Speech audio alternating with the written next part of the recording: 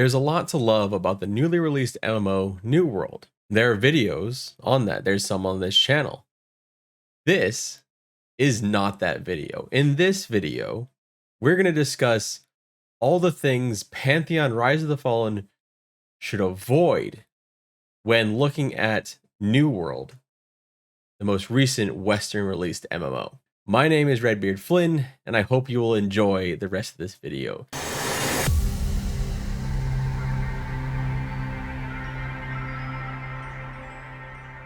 The corrupted are at the gates! We're going to die! I'm ready to defend our city. Oh,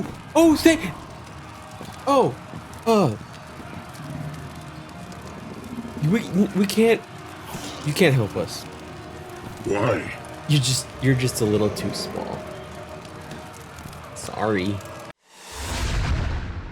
One of the early negative things I saw in New World was seeing that content was gated behind being max level or close to it, and having sign-up systems. We're talking about Outpost Rush, invasions, and wars specifically.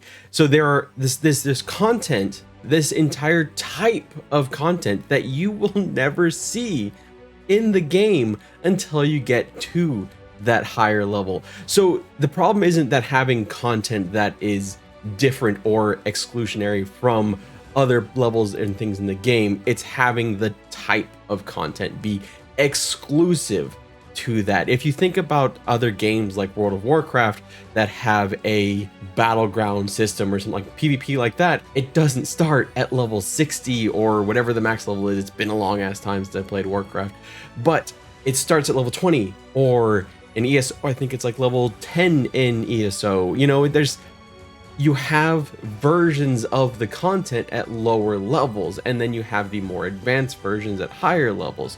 You ease people into it. You let people start experiencing it from early points. It doesn't have to be at the end of the game. Now, I don't believe that events like this are necessarily going to be an issue for Pantheon Rise of the Fallen, because they haven't really talked about anything similar.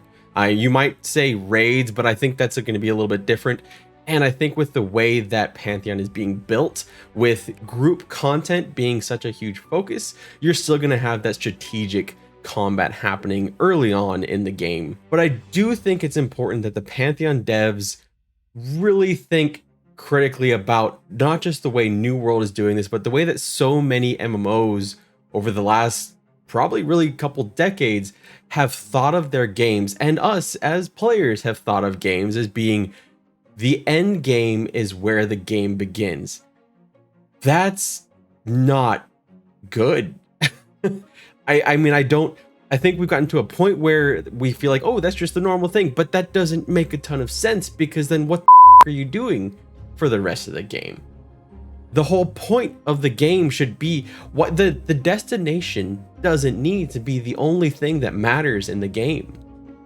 The reason why devs struggle so much with content is because they do put a lot of effort into all that content leading up to the end game.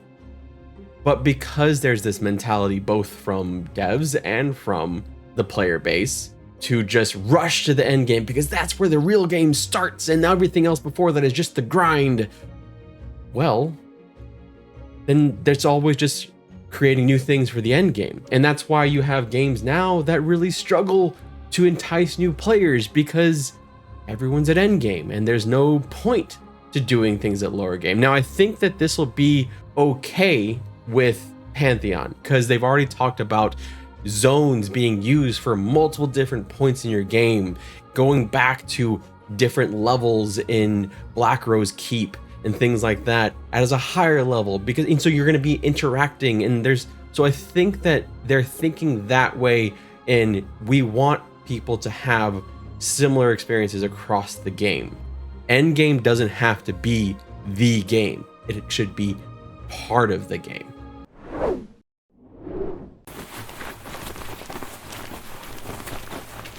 Do you want to group? What?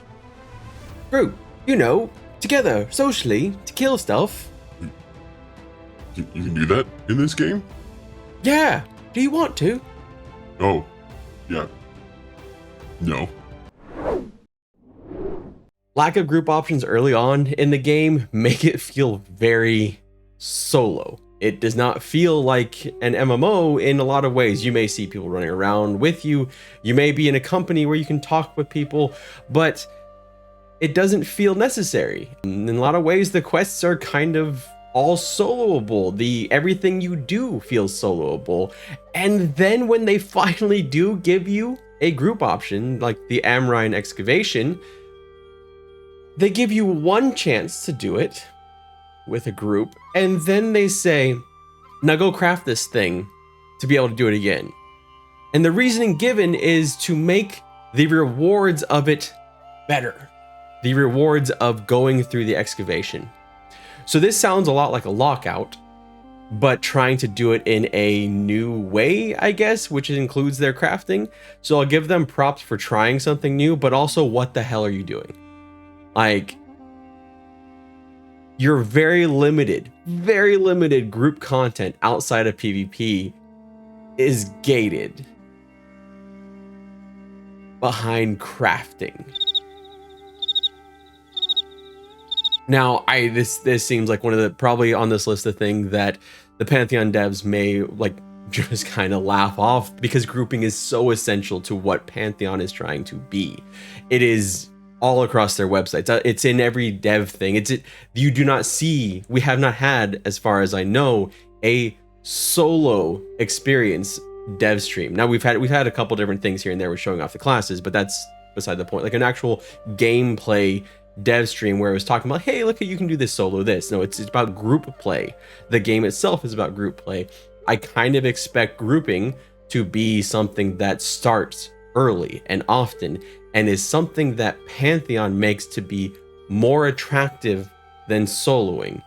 In New World, soloing is often more attractive than grouping, and that's kind of the problem when you're creating an MMO that is supposed to be social. So I just hope that this is another thing that Pantheon doesn't touch with a 10-foot pole.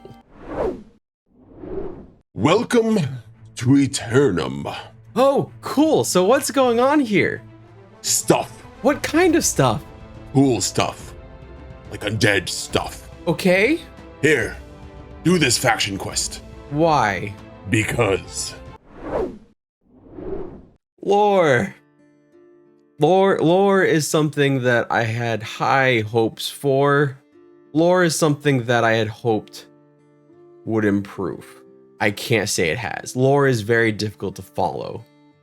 Yes, you have notes in the world, which are great and exciting, but they're normally next to NPCs, so as soon as you start reading it, you get attacked. It takes you out of the moment. They often feel like, while the writers initially are good writers, that they didn't get the time to properly edit. I have come across grammatical errors. I have come across poor writing. It's basically like they were given, hey, you can have one editing pass and that's it, because we have to ship this. And for that, with that, you kind of get hollow characters. Can you name any characters in the game? I can't. I don't know. I know other players in game more than I know NPCs in game. They don't spring to mind because they don't have compelling narratives that draw you in. Some of the voice acting is very good, but it's wasted. It feels like they made the game lore with a bullet point that said Bermuda Triangle, and just that's where they went. The lore is an add-on. It doesn't feel like it was part of it. I want to give them a poorly drawn gold star that says you tried. It's half-assed, half-baked, and wholly unacceptable. This part was not done. This part needs more time in the oven because it wasn't good, and it's still not good.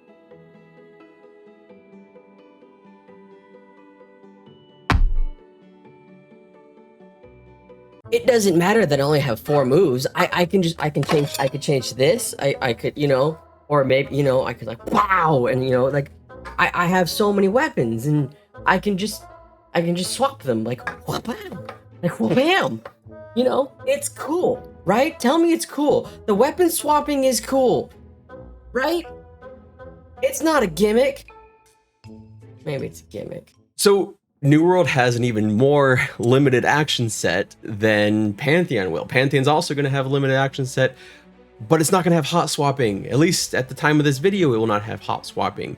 And I think the way that Pantheon is going about their limited action set is more to create this idea of making strategic choices. Whereas New World kind of looked at, hey, look, you know what, Guild Wars 2 did this, why don't we do this too? And I think in both cases, it adds unnecessary complication without adding depth. Because why swap weapons? I think it was someone just like, hey, this would be probably looks pretty cool. Look, they can swap their weapons mid-fight. Why not just have 8 skills if you're gonna have 4 and 4? Why not just have 8? And then have an actual identity as a class. Why tie everything to a weapon? I feels like this has been way overdone over the last couple MMO releases. I'm thinking about Albion Online, I'm thinking about Elder Scrolls Online, Guild Wars 2, and now New World. I think the only one that really may have done it okay may be Guild Wars 2, because you still have class identity. Limited action sets are fine. I think there's been, in the Pantheon community, some concern over having a limited action set because so many people are coming from games like EverQuest, which you really had pretty much everything available to you in a sense, but you also had to swap out spells. You know, it was there, you always had some kind of limits on what you could do, unless you're on EverQuest 2, which just had this skill bloat. I think limited action sets are a great way to narrow down and avoid that skill bloat. But when they're done with this weapon swapping system, it's I don't know, perhaps this is more personal preference. Maybe you all love the weapon swapping system. I don't. My name is Redbeard Flynn, and this was the things that Pantheon should stay the hell away from with New World. Although I will have to say here, just trying to end in a positive note, I am still enjoying my time in New World, and I did make another video on the things that Pantheon can look at as a positive from New World. So it's never going to be all negative or all positive. There's going to be things that are good, things that are bad. And since Pantheon's still in pre-alpha development, it remains to be seen how this game will shape out to be in the future. But I, as always, remain cautiously optimistic and very excited for Pantheon Rise of the Fallen to release. I have been a backer for several years and will continue to be, and I am very excited for this game. And I believe in the dev team. I believe strongly in this dev team and the community that's being built around this game. So, without further ado, I'm going to say goodbye, and thank you all for being here. Again, my name is Redbeard Flynn. I stream on twitch.tv/RedbeardFlynn. Thank you, and onward and upward.